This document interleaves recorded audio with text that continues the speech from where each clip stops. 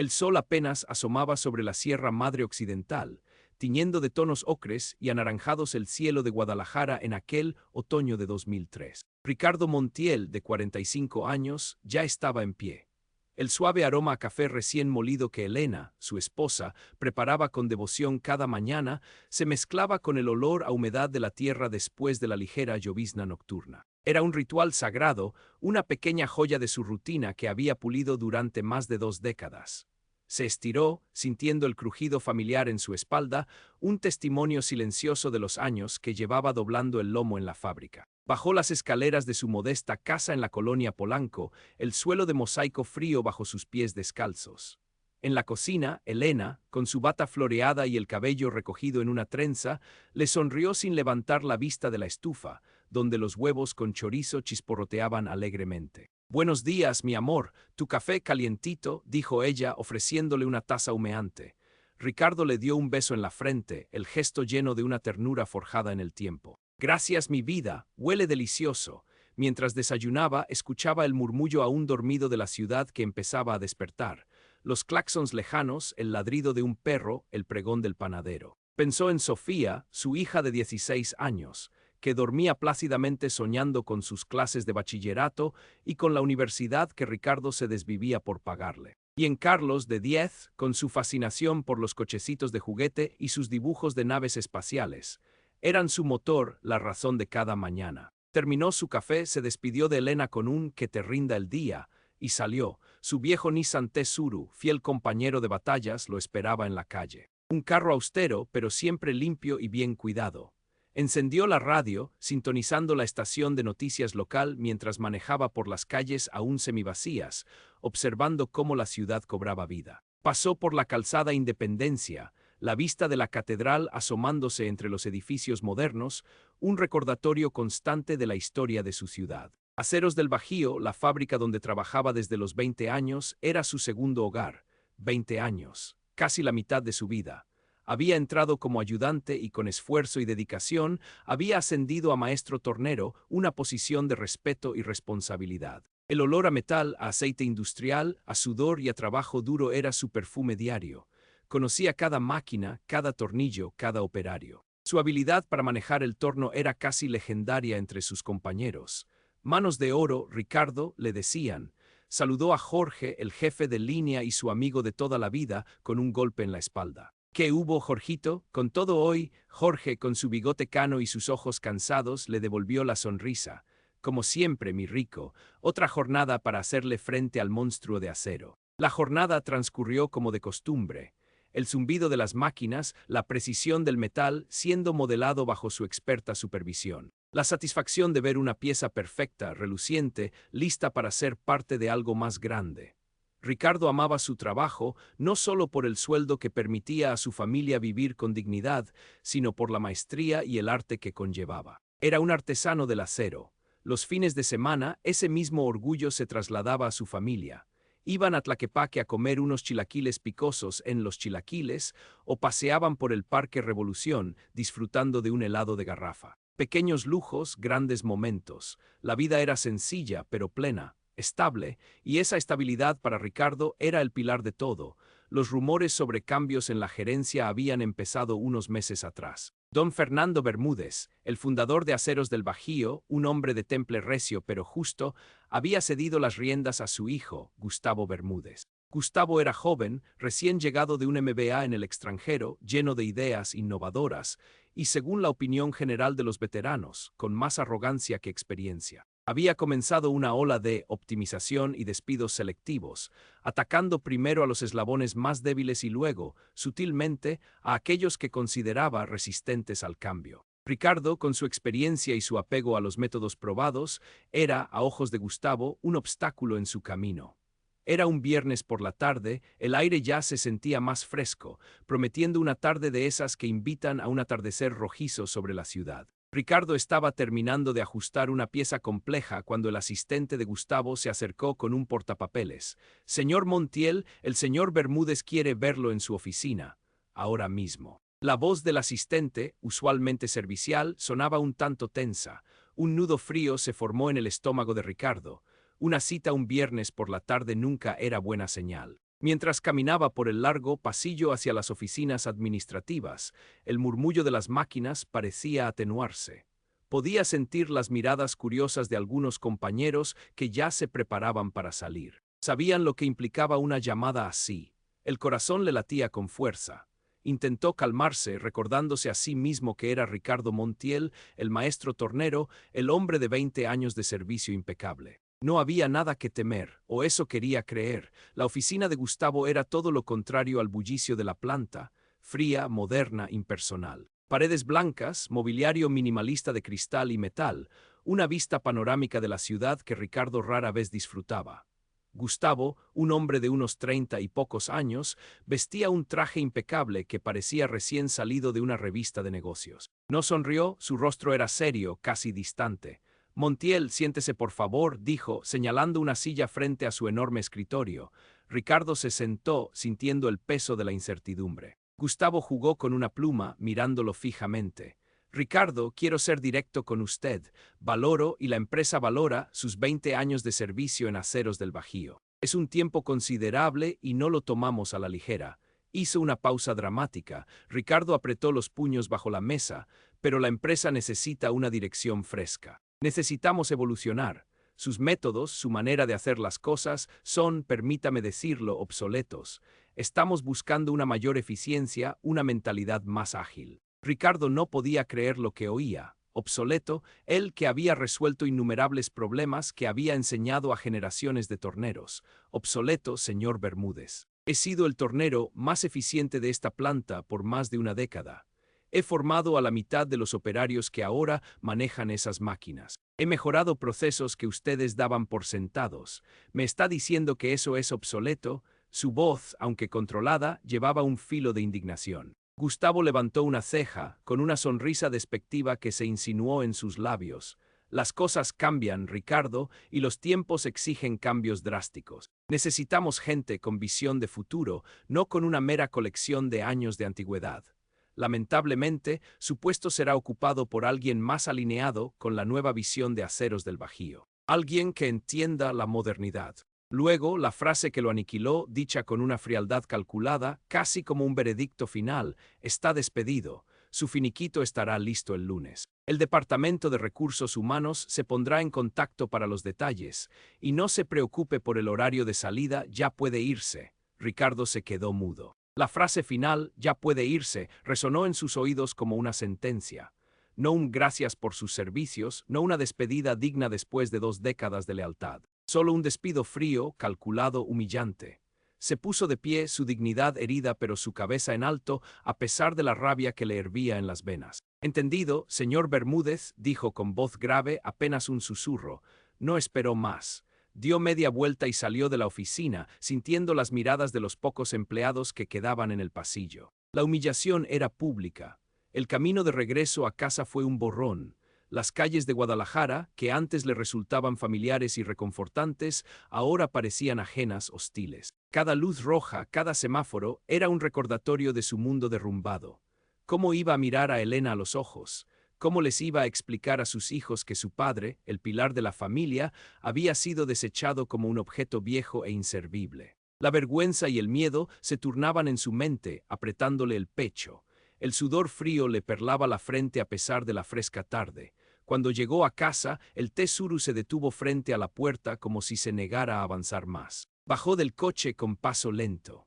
Abrió la puerta y el aroma a frijoles refritos que Elena preparaba para la cena lo golpeó, un contraste brutal con el vacío de su corazón. Elena lo vio al instante. Su sonrisa se desvaneció. Rico, ¿qué pasó? Te ves pálido. ¿Todo bien en el trabajo? Su voz, siempre dulce, se tiñó de preocupación. Ricardo no pudo contenerse. Se sentó en la silla de la cocina, las manos temblándole ligeramente, y con la voz quebrada por la emoción, les contó a Elena y a los niños lo sucedido. Las lágrimas de Elena brotaron de inmediato, la indignación y la impotencia reflejadas en sus ojos.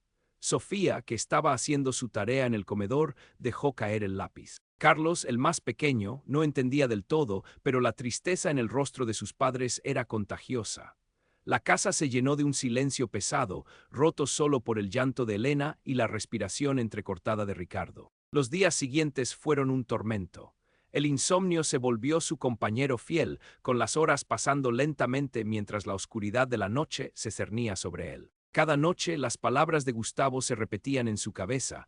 Obsoleto, ya puede irse, un eco cruel que le taladraba el alma.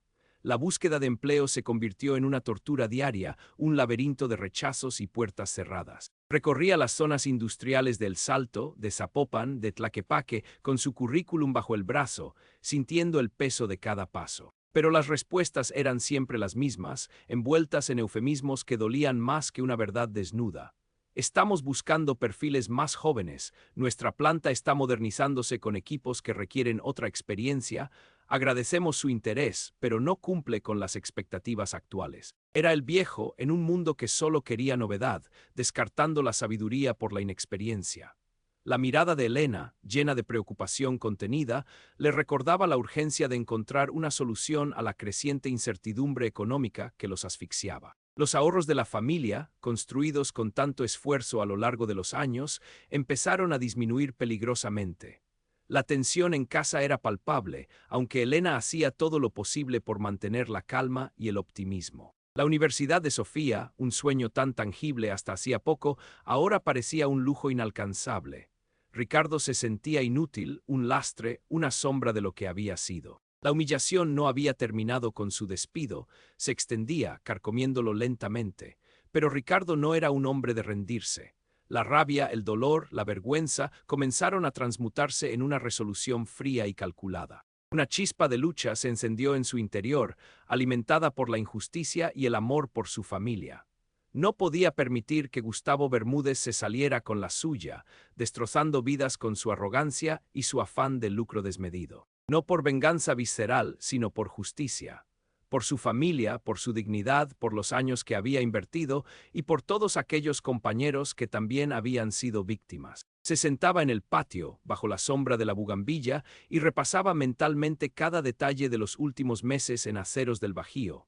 Recordó conversaciones. Las quejas de Jorge sobre los nuevos proveedores de materia prima que Gustavo había impuesto, más baratos, sí, pero con una calidad que dejaba mucho que desear. Rico, este acero no es el mismo, lo siento en las manos. Esto va a traer problemas a la larga, le había dicho Jorge una tarde, con una preocupación genuina. Ricardo había asentido, pero en ese momento, las preocupaciones de producción eran lo primordial y la voz de un maestro tornero rara vez se elevaba sobre la de la gerencia. También recordó un proyecto piloto de Gustavo, lanzado hacía unos 6 meses, que había sido un desastre total, pero que había sido rápidamente ocultado bajo un manto de secretismo y errores de implementación. Era algo sobre una nueva aleación que prometía reducir costos, pero que no había pasado las pruebas de resistencia. Ricardo, por su posición, había estado tangencialmente involucrado y sabía que las cifras presentadas por Gustavo a la junta directiva no se correspondían con la realidad de las pruebas internas. Había sido una manipulación descarada y evidente para cualquiera con los ojos bien abiertos. Ricardo decidió actuar, silenciosamente, metódicamente. Empezó a usar sus viejos contactos en la industria, no para pedir trabajo, sino para conversar, para ponerse al día en apariencia. Visitó a Miguel, un ex compañero que ahora trabajaba en una planta de ensamblaje en Tlajomulco, donde se fabricaban componentes automotrices. Miguel, ajeno a las verdaderas intenciones de Ricardo, le comentó: «Fíjate, Rico, que hemos tenido algunos problemillas con las piezas que nos manda Aceros del Bajío. Últimamente están saliendo con defectos y la resistencia no es la de antes. Parece que les bajaron la calidad al acero. Nos están causando retrasos en la línea de producción y reclamos por parte de nuestros propios clientes». Era la primera confirmación sólida de sus sospechas, un eslabón crucial en su cadena de pruebas. Luego, Ricardo se dedicó a recorrer ferreterías y pequeños talleres mecánicos en distintos barrios de Guadalajara. De San Juan Bosco a La Obrera, de Santa Tere a El Fresno. Se presentaba como un exoperario buscando piezas o simplemente conversando con los dueños sobre la calidad de los materiales en el mercado y las dificultades de encontrar buenos proveedores. En casi todos lados escuchó la misma queja.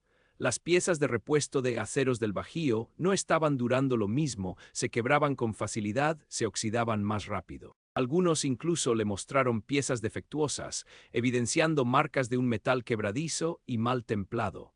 Cada testimonio era una pieza más en su rompecabezas. La pieza del rompecabezas más grande llegó cuando, a través de un contacto en una oficina de registro mercantil, un antiguo compañero de la preparatoria que ahora era archivista y le debía un favor, Ricardo descubrió que uno de los nuevos proveedores de materia prima, una empresa llamada Metales Premier, era en realidad una subsidiaria recién creada, cuyo principal accionista era un familiar directo de Gustavo Bermúdez, su primo, para ser exactos. Era un esquema clásico de desvío de fondos y sobrecostos inflados, todo mientras se usaba material de baja calidad, una maniobra que no solo afectaba las finanzas de la empresa, sino la integridad y seguridad de la marca. Gustavo no solo había humillado a Ricardo, sino que estaba estafando a la propia empresa de su padre y poniendo en riesgo su reputación a gran escala. Ricardo comenzó a documentar todo con una precisión obsesiva.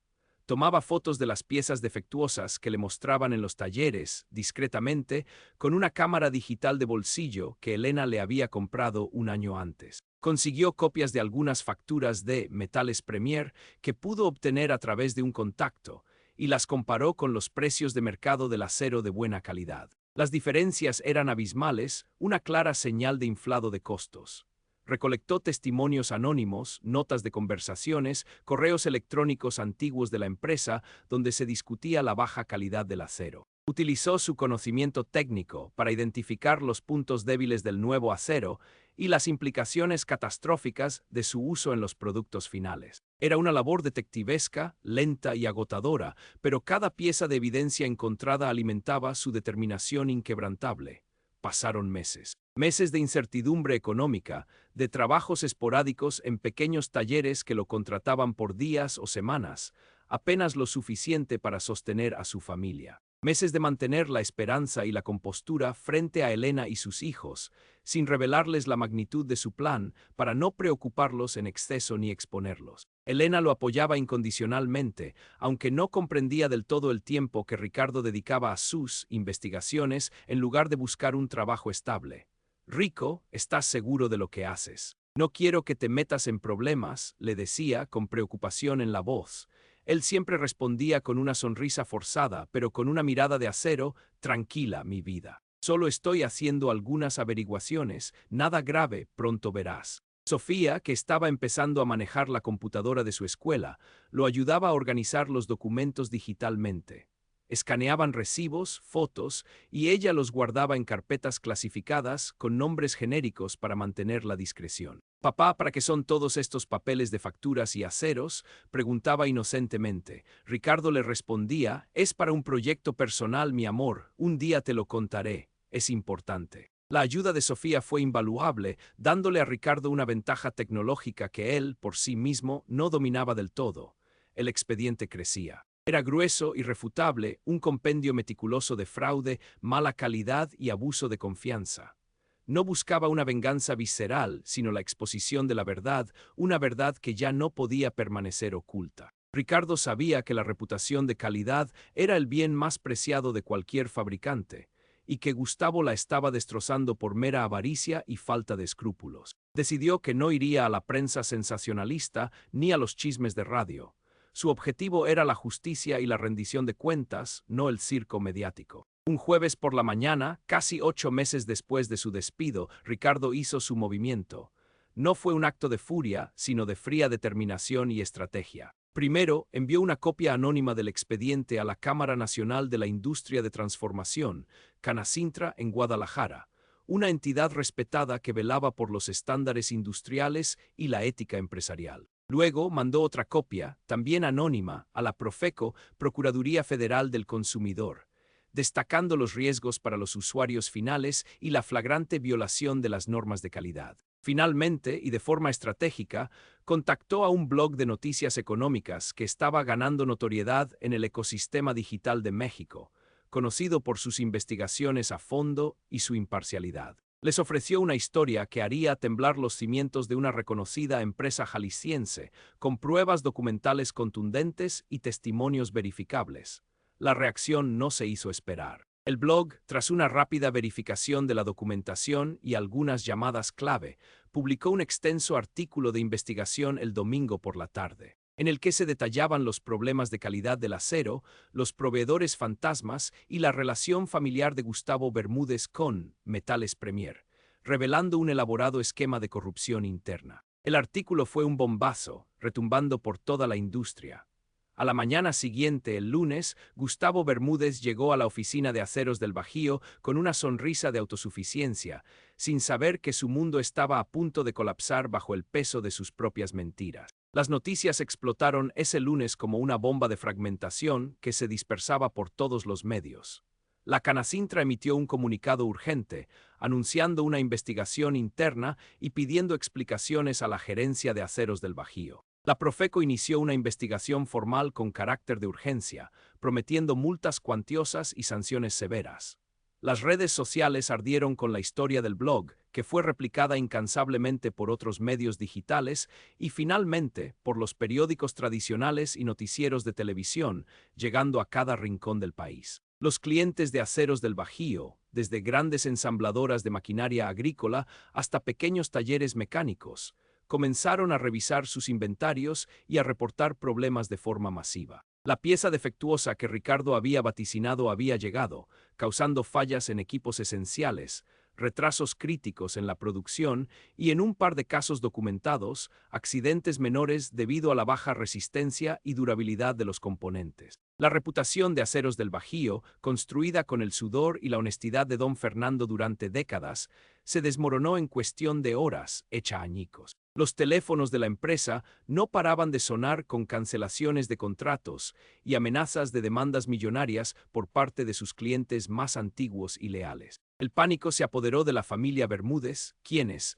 en un intento desesperado por salvar lo poco que quedaba de su legado y evitar la bancarrota total que se cernía sobre ellos como una espada de Damocles, convocaron a una junta de emergencia, una reunión sombría donde el ambiente era irrespirable. La decisión fue unánime y contundente.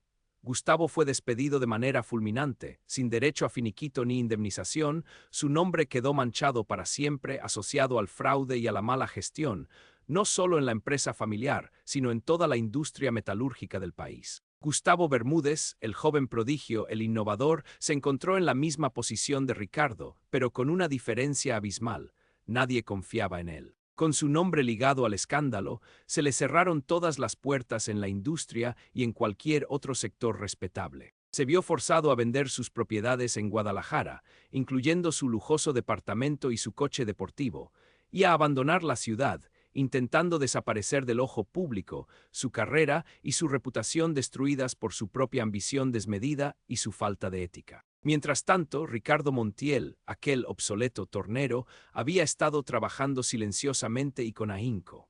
Con los pocos ahorros que le quedaban y el apoyo inquebrantable de Elena, había rentado un pequeño local en un barrio industrial de Tonalá, lejos del bullicio de la ciudad, pero accesible. Con sus conocimientos profundos, su red de contactos forjada durante años de trabajo honesto y su reputación de excelencia, había conseguido algunos encargos de torneado de precisión, especialmente de pequeños fabricantes que valoraban la calidad sobre todo. Había comprado un torno de segunda mano, lo había restaurado con sus propias manos, dándole una nueva vida, y había fundado Torneados Montiel. El primer empleado que contrató fue Jorge, su viejo amigo, quien también había sido despedido de Aceros del Bajío pocas semanas después de Ricardo, víctima de la misma optimización despiadada de Gustavo. Juntos, Ricardo y Jorge, con la sabiduría de años de oficio, reconstruían no solo piezas de metal, sino también sus propias vidas y dignidad, forjando un futuro. Aseguraban la calidad que Aceros del Bajío había perdido, y sus clientes, pequeños al principio pero inmensamente leales y satisfechos, empezaban a multiplicarse, atraídos por la maestría y la confiabilidad. Aquel lunes, Ricardo leyó las noticias en el periódico local mientras desayunaba en su taller, el olor a metal ahora mezclado con el de café recién hecho, un aroma de nueva esperanza. Los titulares sobre la caída de Aceros del Bajío y la desgracia de Gustavo Bermúdez eran prominentes, ocupando las primeras planas y las secciones económicas. Una leve sonrisa se dibujó en sus labios, no de regocijo sádico, sino de una profunda y tranquila satisfacción por la justicia finalmente alcanzada. La justicia, a veces, llegaba silenciosa, contundente, y dignificaba el trabajo honesto y la tenacidad de los que habían sido olvidados o menospreciados. Ricardo Montiel, el maestro tornero, había demostrado que la experiencia, la integridad y la verdadera maestría nunca serían obsoletas, sino cimientos invaluables. Había recibido sus propias noticias aquel lunes, y eran las mejores de todas, marcando el inicio de un nuevo y prometedor capítulo.